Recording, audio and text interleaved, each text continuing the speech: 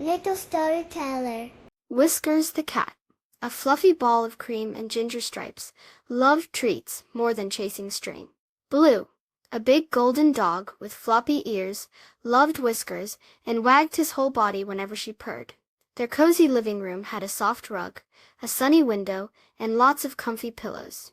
One sunny afternoon, Whiskers found a game box with a smooth wooden board and funny letters on it. "This," she purred to Blue, tapping a paw on the board, "is how we find the treat spirit."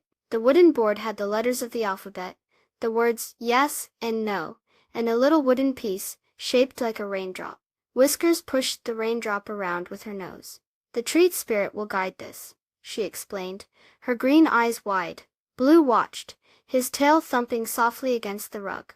He didn't really understand, but he loved watching Whiskers get excited. Whiskers nudged Blue with her head. "Put your paw here," she said, placing his big paw gently on the wooden raindrop. Blue looked at her, confused, but he kept his paw still.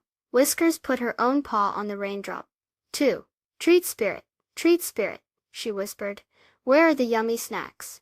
The wooden raindrop wiggled a little bit, then slid over to the letter shoe, then N, then D, then A, then N, and finally B. Whiskers gasped. "Under the bed. The treat spirit knows."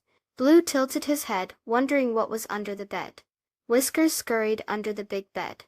Blue, being bigger, had to wiggle his way in. It was a bit dusty under there, but then Whiskers saw it, a small bag of crunchy fish-shaped treats. "The treat spirit was right," she cried, batting the bag with her paw. They shared the crunchy treats, munching happily side by side on the soft rug.